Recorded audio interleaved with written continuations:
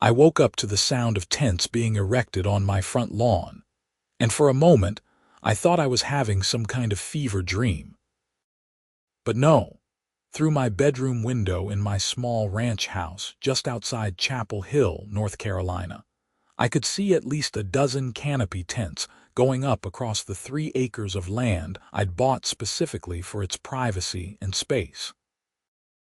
This was my property, the land I'd saved for years to purchase, and yet here were strangers hammering stakes into my grass like they owned the place. I threw on jeans and a shirt, not even bothering with shoes before I stormed outside. The morning air was crisp, typical for early October, and the sun was just beginning to burn off the dew. A woman in her late 40s with that distinctive haircut, you know the one, short in the back and aggressively angled in the front, was directing traffic with a clipboard. She wore a hot pink vest that said Event Coordinator in rhinestones. "Excuse me," I called out, my voice still rough from sleep. "What the hell is going on here?" She turned to me with that practiced smile that didn't reach her eyes. "Oh, you must be Ethan Newman." "I'm Patricia Sullivan, head of the Meadowbrook Estates HOA. We're setting up for today's farmers market." I blinked at her, trying to process what she just said. On my land. "Well, technically, all common areas within Meadowbrook Estates can be utilized for community events," Patricia said, consulting her clipboard like it was the Bible. "It's in the HOA bylaws, Section 12, subsection 4. This isn't a common area, this is my private property." I gestured around at the land that clearly surrounded only my house. "My fence line is right there. Everything inside it is mine." Patricia's smile tightened. "Mr. Newman, when you purchased this property, you agreed to the HOA covenants. I have the documents right here." She produced a thick folder from somewhere. "Your property was designated as suitable for community events." "I never agreed to any such thing," I said, my voice rising.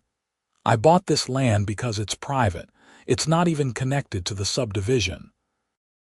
I'm across the street from the actual neighborhood." "The previous owner was very cooperative," Patricia said, her tone shifting to something more condescending. "Mr. Henderson always allowed us to use his land for events. Mr. Henderson doesn't own this property anymore. I do. And I'm telling you right now, pack this up and leave." A man carrying a crate of apples walked past us, clearly confused about where to set up. Patricia waved him toward the eastern side of my property, near my vegetable garden. My vegetable garden that I'd spent 3 months establishing. "Madam, where do I set up?" a woman called out, rolling a cart full of homemade soaps. "Just a moment, Denise," Patricia called back sweetly. Then she turned to me, and the sweetness evaporated. "Mr. Newman, we have 15 vendors here who have paid good money for booth space. We have advertisements in 3 local papers. We have families planning to attend. You cannot simply cancel a community event because of your personal inconvenience." "My personal inconvenience. This is my land. And this is my community event," Patricia shot back. "If you have an issue with the HOA regulations, you can file a complaint with the board. We meet on the 3rd Thursday of every month. But right now, this market is happening." I looked around at the organized chaos. Vendors were everywhere now, unloading trucks, setting up tables, arranging produce and crafts. A guy was setting up a portable speaker system. Someone else was unfurling a banner that read Meadowbrook Estates Community Farmers Market. "How much did they pay?" I asked suddenly. Patricia blinked. "Excuse me, the vendors. You said they paid good money. How much?" "That's HOA business," she said stiffly. "On my land, it's my business." "How much?" She clutched her clipboard tighter. $50 per booth space." I did quick math, counting the tents. "So you're collecting around $750, give or take, for the use of my property, and I don't see a cent of it."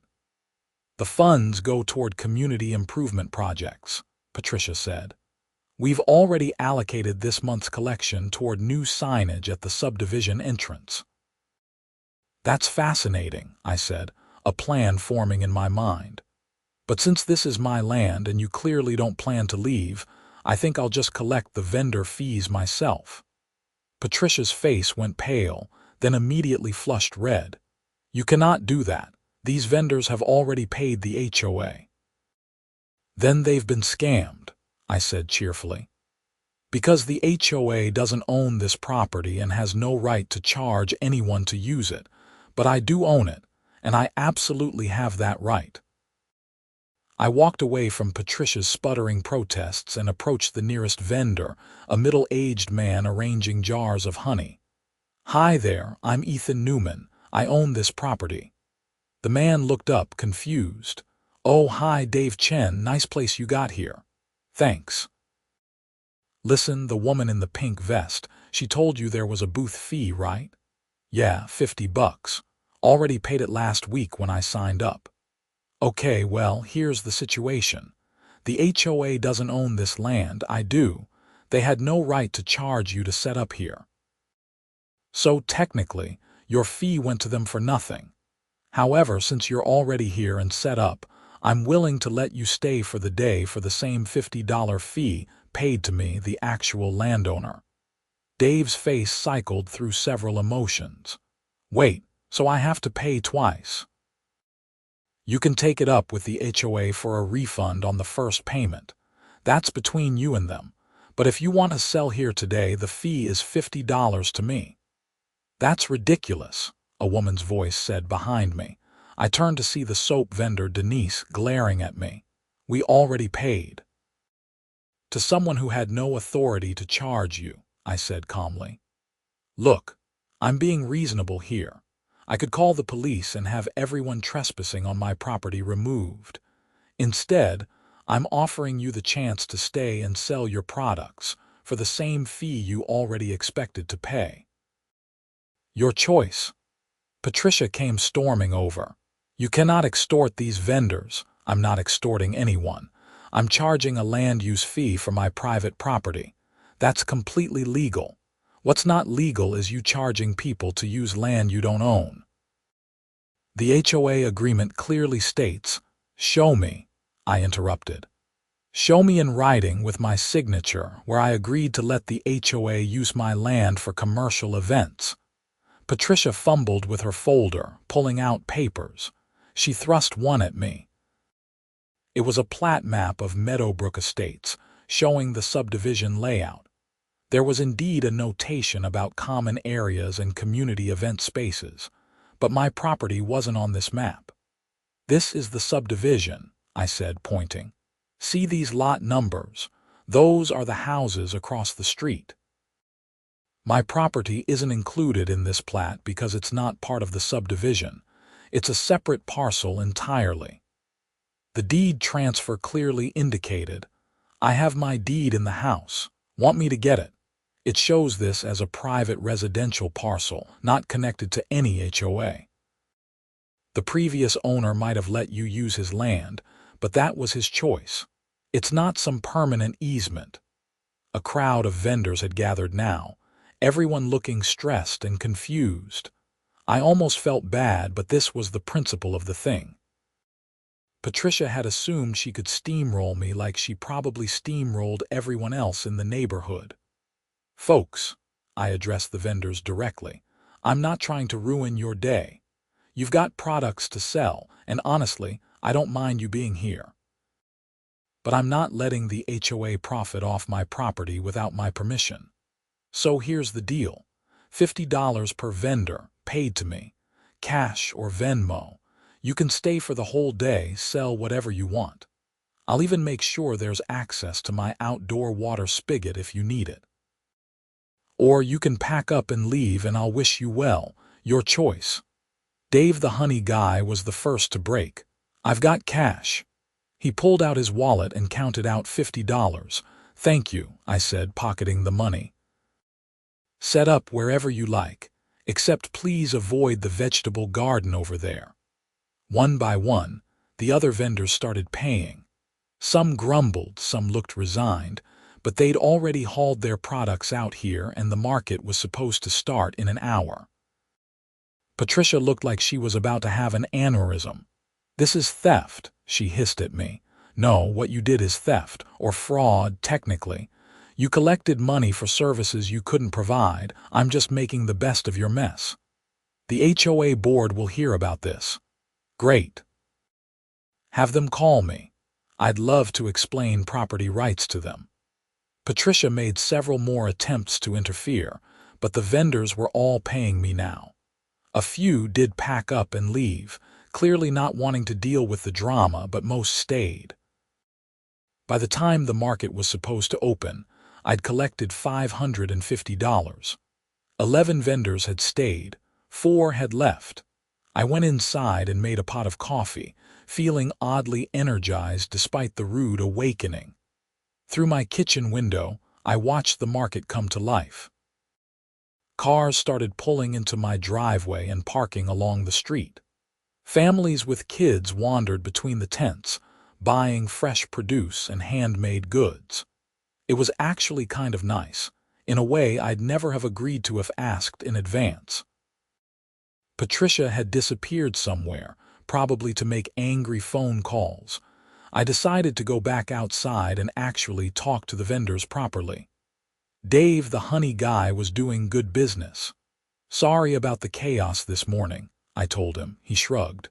"Not your fault. I should have done more research about who owned what.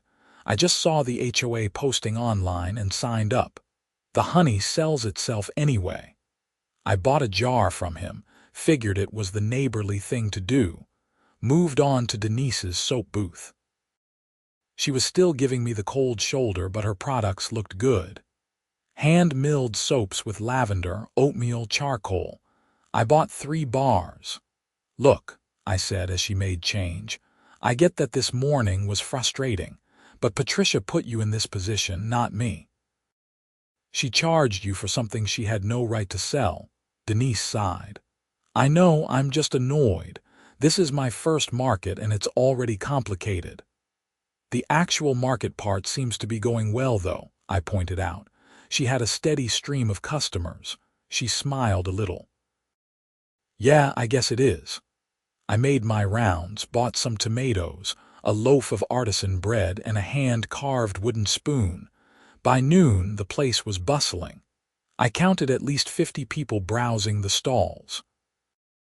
Someone had even brought a musician, a guy with a guitar playing folk songs under one of the tents. That's when Patricia returned, and she wasn't alone. She had 2 people with her, a man and a woman, both dressed in business casual and carrying their own clipboards. The cavalry had arrived. "Mr. Newman," Patricia called out in a voice that carried across the lawn. "These are board members of the Meadowbrook Estates HOA. Robert Thornton, our treasurer, and Linda Hayes, our secretary. We need to discuss this situation immediately." I walked over, coffee mug still in hand. "Sure. What's there to discuss?" Robert, a balding man in his 50s with wire-rimmed glasses, cleared his throat officiously. "Mr. Newman, we understand there's been some confusion about the use of this property for community events. However, I think we can resolve this amicably. The HOA has been hosting seasonal markets for 3 years now, always at this location. It's become a tradition." "A tradition on someone else's property," I said. "Mr. Henderson never objected," Linda chimed in. She was younger than Patricia, maybe early 40s, with pulled-back hair and a pinched expression. "Mr. Henderson isn't the owner anymore. I am, and I do object, or rather, I object to not being consulted or compensated." "The HOA operates on a non-profit basis," Robert said. "All fees collected go back into the community. We're not trying to profit from your land." "That's nice. But it's still my land and you still charged people to use it without my permission. That's not okay." Patricia jumped in. "We sent a notice to all residents about today's market 3 weeks ago. That included your address." A notice isn't a request for permission. You informed me you were doing something. You didn't ask if you could. The three of them exchanged looks. Linda spoke up, her voice taking on a sweeter tone. Mr. Newman, Ethan, may I call you Ethan? We're all part of the same community here. Meadowbrook Estates prides itself on being neighborly and cooperative. These markets bring people together.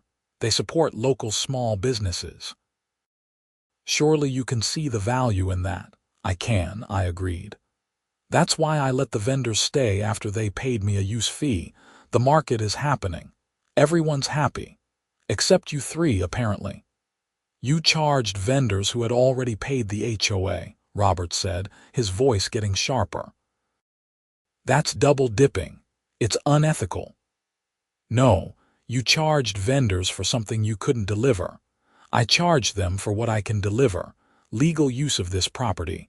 If you want to talk about ethics, let's discuss how you've been profiting off my land without permission.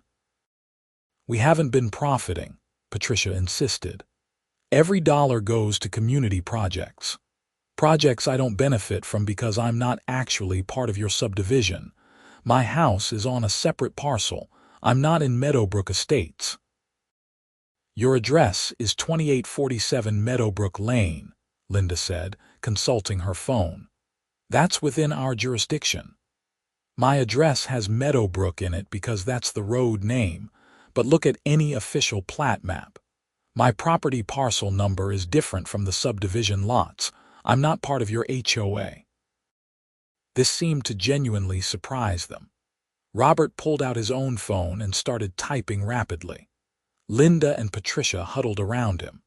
I sipped my coffee and watched a little girl buy a jar of homemade jam from one of the vendors. The musician was playing Take Me Home, Country Roads Now.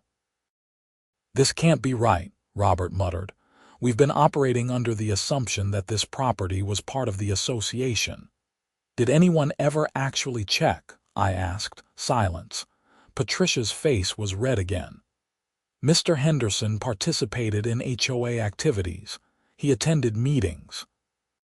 He paid dues. He probably did that voluntarily as a good neighbor, but there's no legal requirement because his property, now my property, isn't in the HOA, which means you have no authority here. Linda was the first to recover. Regardless of the technical details, we have 15 vendors here today, we have community members attending, and we have a reputation to maintain. Can we please just get through today's market, and then we can sort out the legalities afterward? The market is happening, I said. I'm not stopping it, but the vendors paid me for land use, and that money stays with me. If you want to refund the money they paid you, that's your choice. That's $700, Robert said weakly. Your problem, not mine. Patricia looked like she wanted to explode, but Linda put a hand on her arm. Let's table this for now. We'll reconvene as a board and determine the appropriate next steps. They left, Patricia shooting daggers at me with her eyes. I went back to wandering the market. A few vendors had noticed the confrontation and gave me curious looks, but mostly everyone was focused on buying and selling. The market ran until 4 in the evening, and by the end, the vendors seemed pretty happy. They'd had good sales, the weather had been perfect, and aside from the morning drama, everything had gone smoothly. As people packed up, Dave came over to me. Hey man, thanks for letting us stay. I know it was complicated. No problem, sorry you got caught in the middle of HOA politics. Story of my life, he laughed. I live in an HOA neighborhood over in Durham, I get it. But hey, if you ever let them do this again, let me know. This was a good spot. Good foot traffic. After everyone left, I surveyed my property. There was some trash to pick up, and the grass was definitely worse for wear, but nothing terrible. I spent an hour cleaning up, filling a garbage bag with discarded napkins, plastic water bottles, and a lost child's shoe. I set the shoe on my porch in case someone came back for it. That evening, I got an email from the Meadowbrook Estates HOA. It was professionally written, probably by Robert, and outlined their position. They acknowledged that my property might not technically be part of the HOA, but argued that the previous owner's willing participation had created an implied easement for community use. They requested a meeting to discuss terms for future events and suggested a compromise where I could be compensated for land use while still supporting community activities. I wrote back that I'd consider a meeting, but only if they first refunded the vendors who had paid twice. I also wanted a formal acknowledgement in writing that my property was not part of the HOA and not subject to their bylaws. 3 days later, I got a response. They'd refunded the vendors, though the email's tone suggested they'd done so grudgingly. They agreed to the meeting and confirmed in writing that my property was legally distinct from the HOA, though they still wanted to maintain positive community relations. The meeting was scheduled for the following Tuesday evening at the subdivision's clubhouse. I'd never been inside before. It was a nice enough space, basically a large room with folding tables and chairs, a kitchenette in the back, and a bulletin board covered in community announcements. There was a sign-up sheet for a Halloween decorating contest and a reminder about lawn maintenance standards. Patricia was there, along with Robert and Linda. There were also 2 other board members I hadn't met: Gary Mitchell, the vice president, and Donna Pritchard, the member-at-large. 5 board members total, all looking at me with varying degrees of suspicion and forced politeness. "Thank you for coming, Ethan," Robert began, sitting at the head of the table. "We wanted to clear the air and establish a framework for moving forward." "Sure," I said, taking a seat across from them. "First, let's address the fundamental issue. We've confirmed that your property is not technically part of the Meadowbrook Estates HOA. It's a separate parcel that predates the subdivision's development. However, it's surrounded on 3 sides by HOA properties, and the previous owner had a long-standing informal agreement with us." "An agreement that didn't transfer with the property sale," I said. "Correct," Robert agreed. "But we'd like to establish a new agreement with you. The seasonal markets have become very popular. We host them 4 times a year: spring, summer, fall, and a holiday market in December. They're good for the community, good for local vendors, and frankly, your property is the best location. The subdivision doesn't have a suitable open space." "Why didn't the developers include a park or common area?" I asked. Gary, a heavy-set man with a thick mustache, shrugged. "Cost-cutting. The original plans had a community green space, but it got axed to fit more lots. That's why we started using Henderson's land. He suggested it, actually." "Okay, so you need my land for these markets. What's in it for me?" Patricia bristled. "It's called being a good neighbor." "Patricia," Linda said warnly, "let's keep this professional." Robert folded his hands on the table. "We can offer you a seasonal payment for the use of the land. Say $200 per market event. That's $800 a year." I thought about it. "The vendor fees for one market total around $700 to $1,000, depending on how many booths you fill. You're offering me less than 1/3 of what you collect.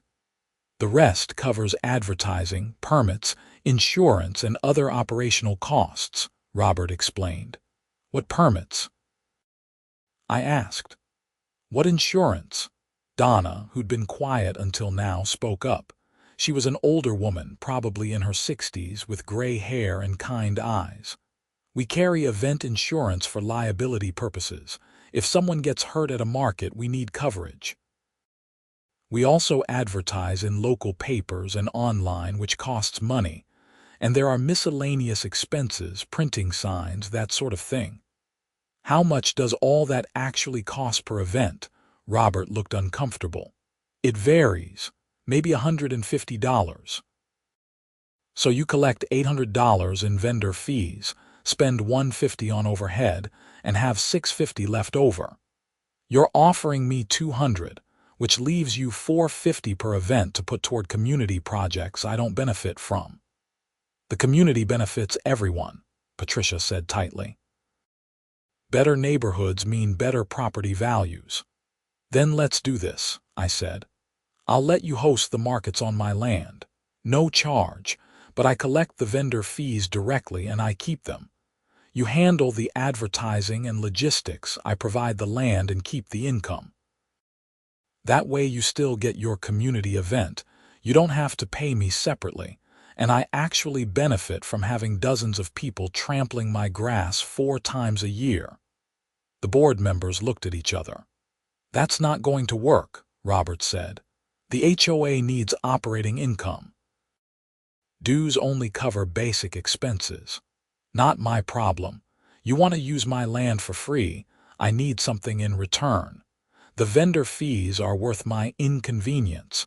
Your offer of $200 per event isn't. We went back and forth for another 30 minutes. They tried to negotiate me down to splitting the vendor fees 50-50. I held firm. Finally, I made a different proposal. How about this? I charge you $500 per event to use the land.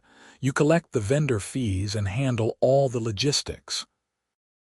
I get a flat rate, you get to keep any overage if you can sell more booth spaces. Simple, clean, done. Gary stroked his mustache thoughtfully. $2,000 a year total, that's doable from the HOA budget. We shouldn't have to pay at all, Patricia grumbled. This is ridiculous. What's ridiculous is thinking you can use someone's private property without compensation, I shot back. $500 per event is reasonable. It's less than you collect in fees. It covers my inconvenience and property wear, and it gives you the venue you need. Donna nodded slowly. I think it's fair. We've been getting free use for years. We can't expect that to continue indefinitely. Robert looked at Linda and Gary. Some silent communication passed between them.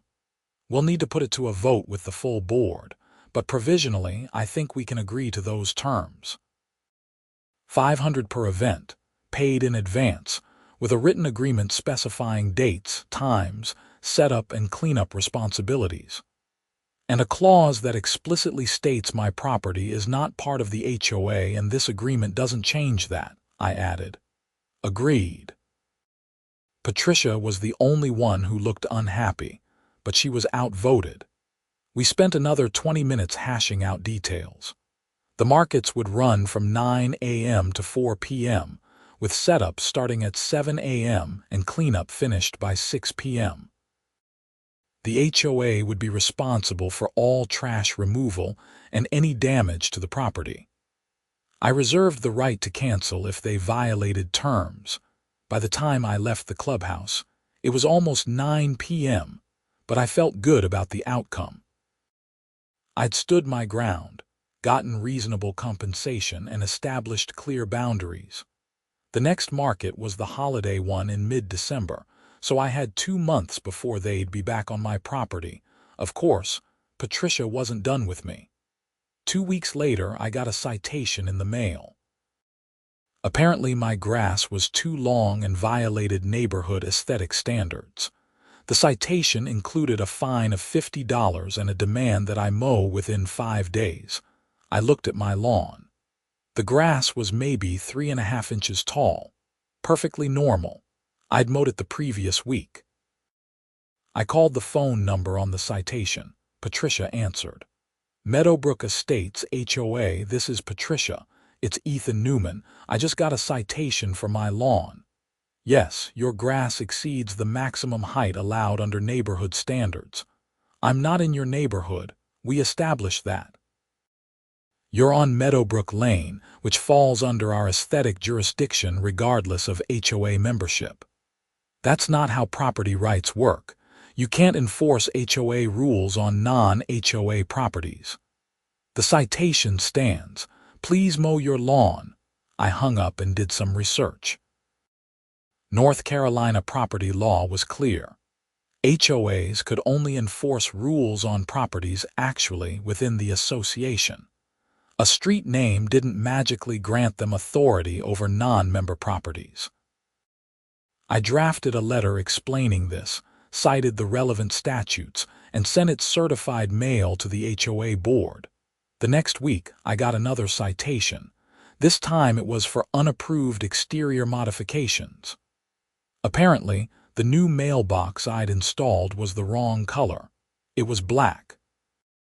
According to the citation, only white or brass mailboxes were permitted. I called Robert instead of Patricia.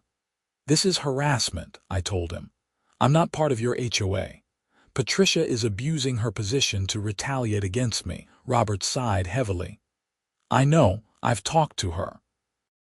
She's convinced you're setting a bad precedent and other homeowners will try to claim they're not part of the HOA too." "I'm not claiming anything. It's a documented fact. My property parcel is separate." "I understand. Look, ignore the citations. The HOA can't enforce them against you. I'll make sure nothing escalates. Patricia is just frustrated. She needs to stop wasting everyone's time." "Agreed. I'll handle it."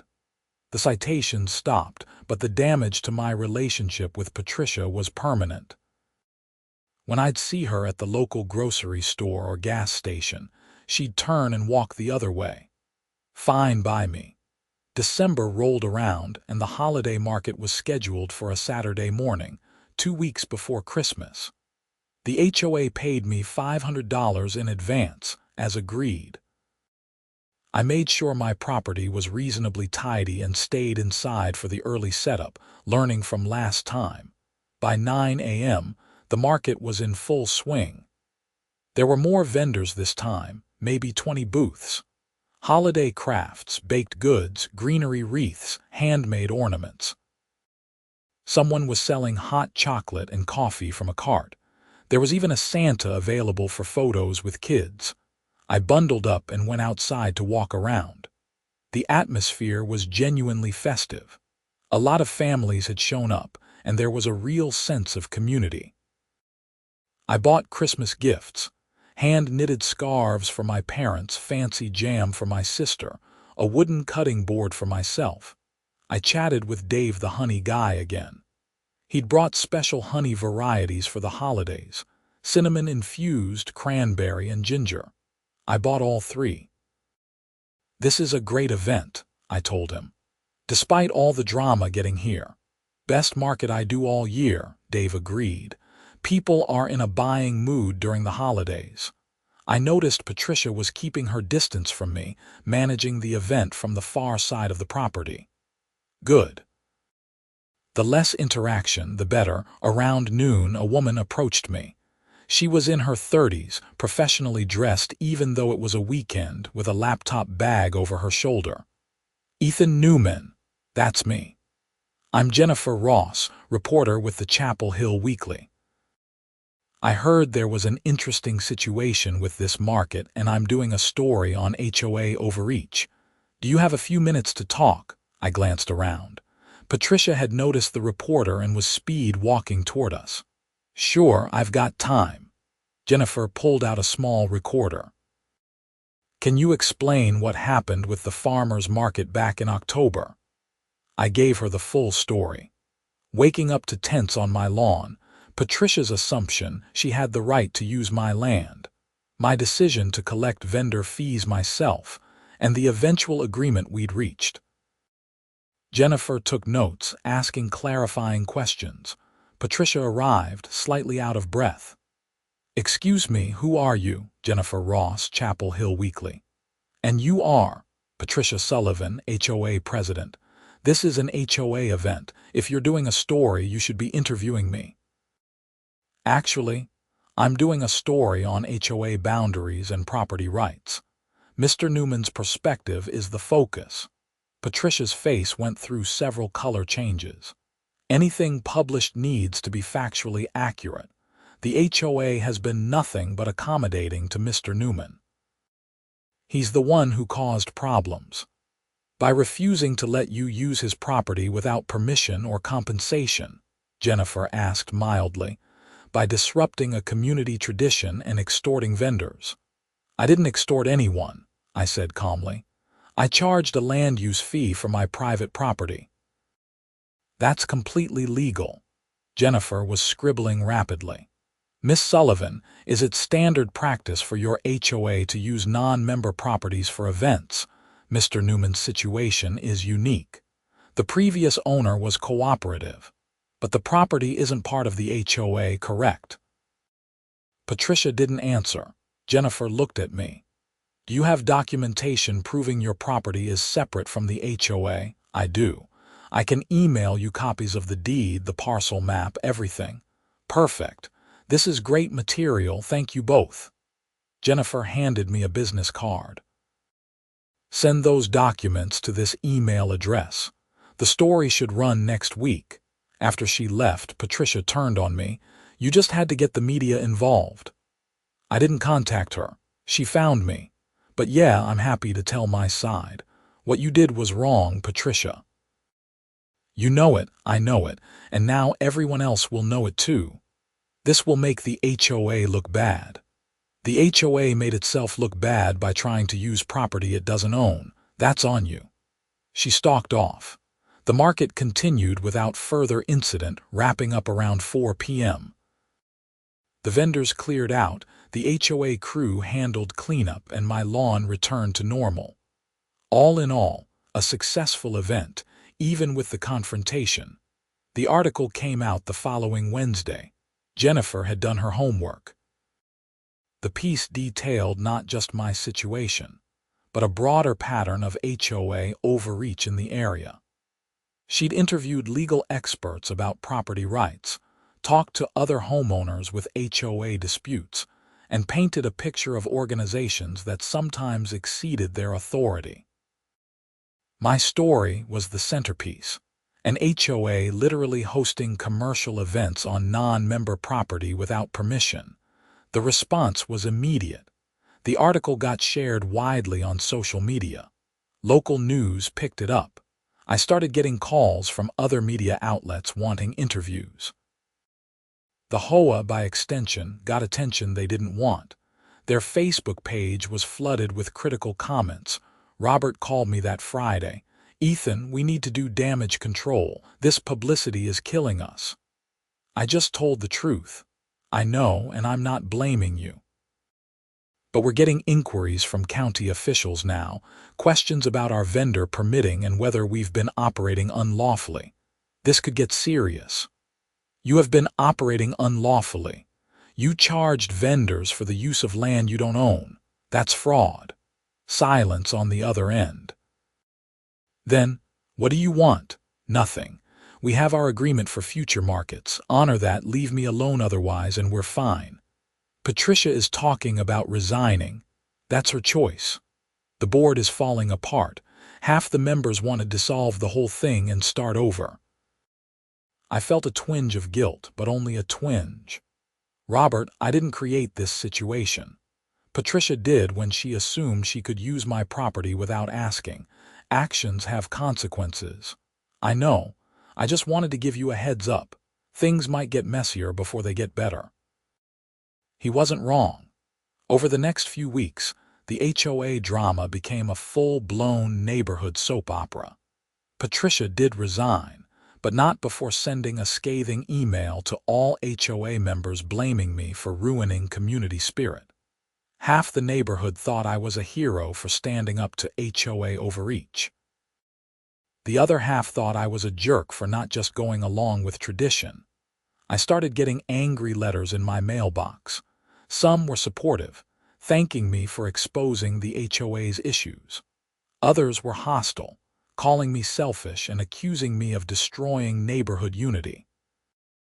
One particularly nasty letter suggested I should move if I didn't want to be part of the community. I threw them all away. In January, the HOA held elections for new board members. Robert stayed on as treasurer, but they got 3 new people, including a younger guy named Marcus Elliott, who ran on a platform of transparency and respecting property rights. The first thing the new board did was conduct a full audit of HOA finances and activities. That audit uncovered some interesting things. Turned out Patricia had been sloppy with record keeping. The vendor fees from markets had been deposited into the HOA account, but the expenditures from that account weren't well documented. Money that was supposed to go toward community projects had been spent on catering for board meetings, gifts for board members, and other questionable expenses. Nothing provably illegal, but definitely mismanagement. Marcus called me in February. "Hey, Ethan, it's Marcus from the HOA board. We've never met, but I wanted to introduce myself." "Hi, Marcus. Congratulations on the election." "Thanks. Listen, I wanted to apologize on behalf of the HOA for how you were treated. What Patricia did was wrong, and the previous board should have addressed it immediately instead of defending her." "I appreciate that. I also wanted to confirm our agreement is still in place for the spring market. That's coming up in April. We'll pay you $500 in advance, same as before." "Sounds good. And if you ever want to actually join the HOA voluntarily, we'd welcome you." "No pressure, just an open invitation." "I'll think about it," I said, though I had no intention of joining. But Marcus seemed like a decent guy, and I didn't want to be rude. The spring market came and went without incident. New leadership meant new attitudes. The vendors were properly permitted this time. The HOA had obtained actual event insurance, and everything was professional and organized. I collected my $500, stayed out of the way, and let them do their thing. Summer market, same deal. Fall market, same deal. By the time the year came around again to the December holiday market, the whole thing had become routine. The HOA paid me, I provided the land. Everyone was happy. The neighborhood drama had died down. People had moved on to other controversies, like whether the subdivision should allow backyard chickens. I never did become friends with Patricia. She moved away in the spring, relocating to Florida to be near her daughter. I heard through the grapevine that the HOA mess had been the final straw for her, combined with her husband's retirement. Part of me felt bad that things had ended so badly, but mostly I felt validated. I'd stood up for my property rights, and I'd been proven correct. The markets became something I actually looked forward to. 4 times a year, my quiet property turned into a bustling community hub. I got to know the regular vendors, discovered local artisans and farmers, and even made a few friends. Dave and I started meeting for coffee occasionally. He had fascinating stories about beekeeping, and had convinced me to let him set up a couple of hives on the back corner of my property. I got free honey. He got a good location for his bees. Win-win. The whole experience taught me a lot about boundaries, both literal property boundaries and personal ones. It's easy to let people steamroll you, especially when they frame their demands as being for the greater good or community benefit.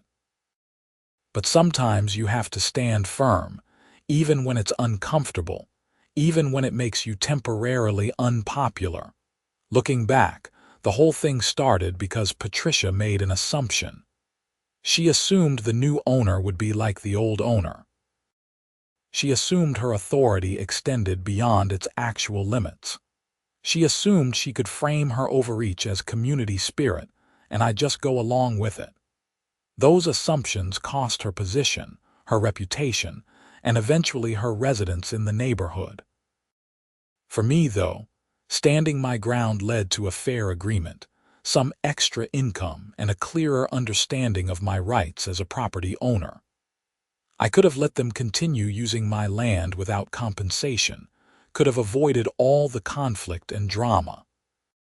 But then I'd be out $2,000 a year, and reinforcing the idea that HOAs can do whatever they want without consequences. The Chapel Hill Weekly article remained online, a permanent record of what happened. Every few months, I'd get an email from someone in another state dealing with their own HOA nightmare, asking for advice. I'd tell them the same thing. Know your property rights. Get everything in writing. Don't back down if you're in the right, and document everything.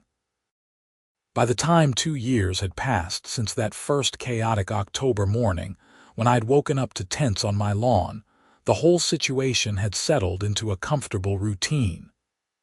The Meadowbrook Estates, HOA, under new leadership, was functioning better than ever.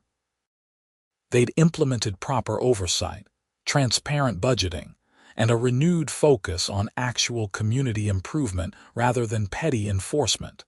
My relationship with the neighborhood was good. I wasn't part of the HOA, but I was part of the community in my own way.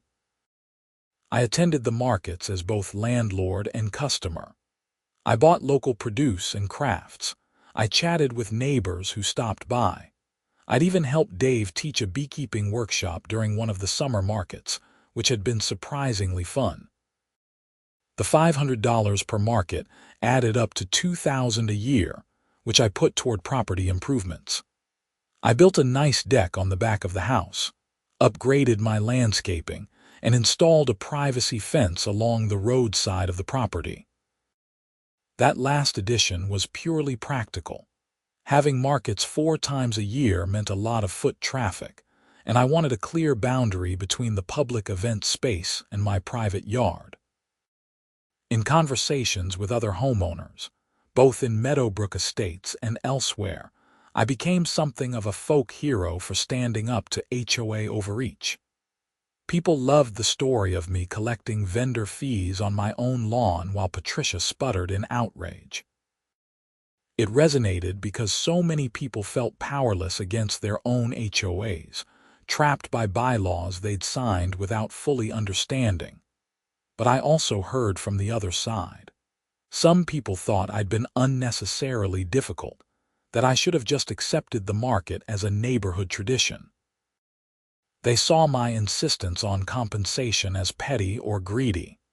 I got that perspective, even if I disagreed with it. From their point of view, community cohesion was more important than individual property rights. The thing is, both things can be important. Community matters.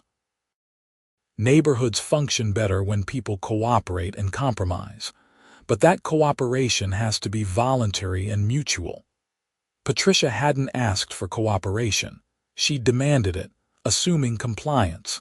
That's where she went wrong. If she'd approached me when I first bought the property and said, "Hey, welcome to the neighborhood, by the way, we've been hosting seasonal markets on this land for years.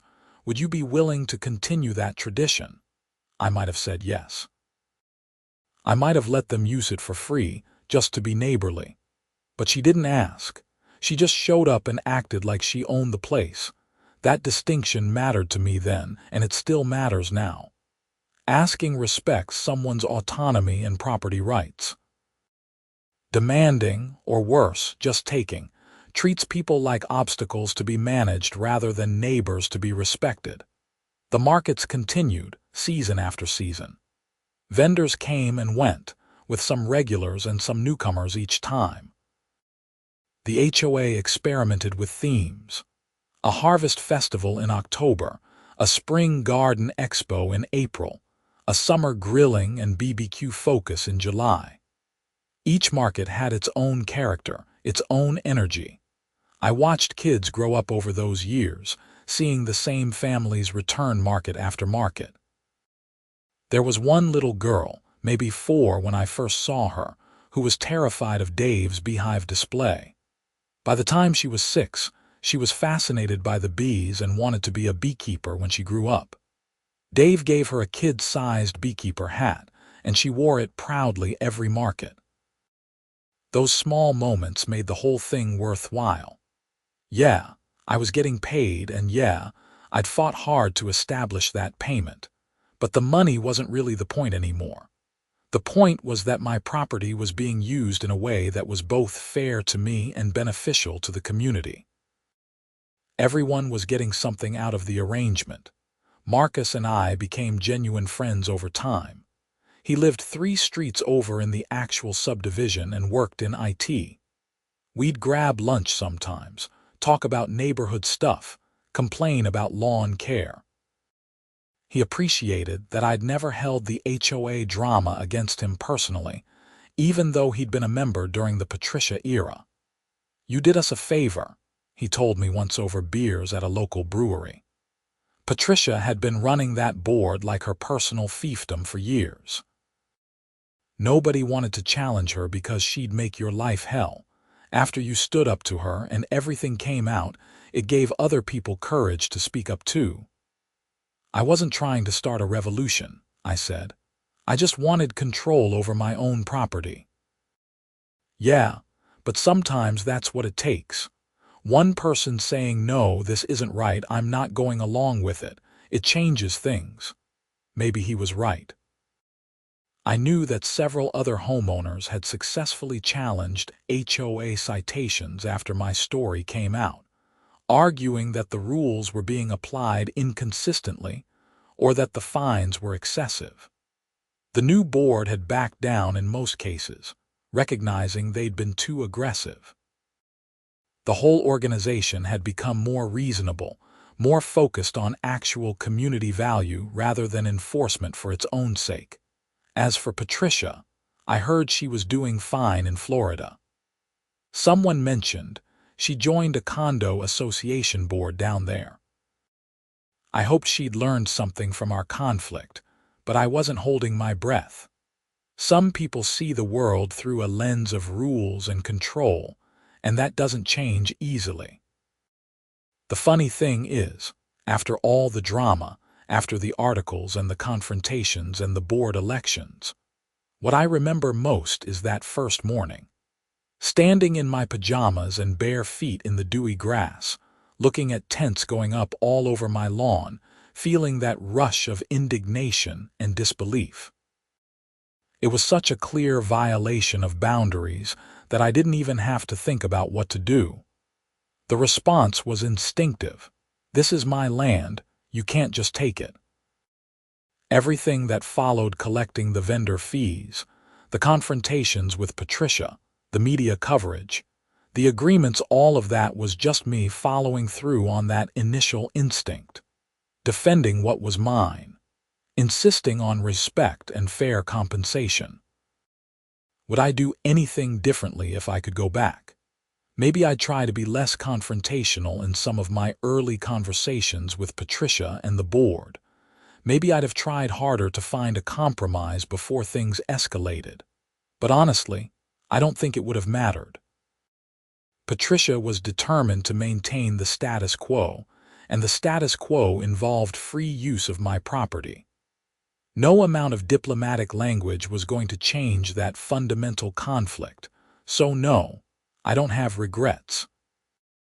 I stood my ground, I got a fair outcome, and I helped shine a light on HOA overreach in the process. If that made me unpopular with some people, so be it. You can't please everyone, and trying to do so usually means sacrificing your own interests and principles. The markets kept happening, year after year. The agreement I'd fought for became the new normal, so entrenched that people forgot there'd ever been controversy.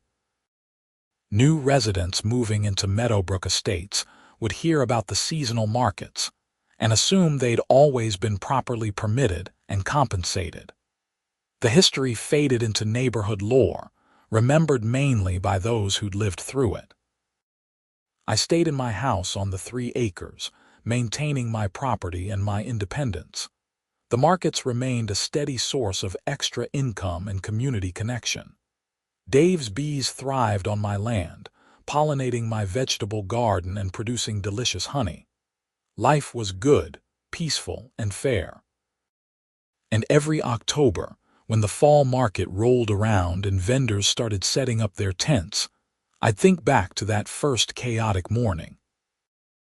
I'd remember Patricia with her clipboard and her assumptions, remember the feeling of taking control of an absurd situation, remember the satisfaction of standing up for what was right. Those memories reminded me why boundaries matter, why you can't let people steamroll you even when they claim it's for the community or tradition or the greater good. Because sometimes the greater good includes respecting individual rights. Sometimes being a good neighbor means standing firm when someone tries to take advantage. That's the real lesson from the whole HOA farmers market saga. Know your rights, defend your property, and don't let anyone convince you that asserting reasonable boundaries makes you the bad guy. You're allowed to say no. You're allowed to demand fair treatment. You're allowed to insist that people ask permission before using what's yours. Patricia learned that lesson the hard way. The HOA learned it too. And I learned that sometimes conflict is necessary, not because you want drama, but because the alternative is letting injustice become normalized. So when I see those tents going up now, 4 times a year, on my 3 acres of land that I bought and paid for, I smile. Not because I won some battle, but because the situation is finally what it should have been from the start: fair, transparent, and mutually beneficial. The vendors get a good location, the community gets a nice event, the HOA gets their tradition, and I get compensated for my property's use. That's how it's supposed to work. That's what I fought for. And standing here now, watching families browse handmade crafts and local produce on a sunny Saturday morning, I know it was worth every awkward confrontation, every angry letter, every moment of neighborhood tension. My land, my rules, fair compensation. It's not complicated. It just took someone willing to stand up and say so.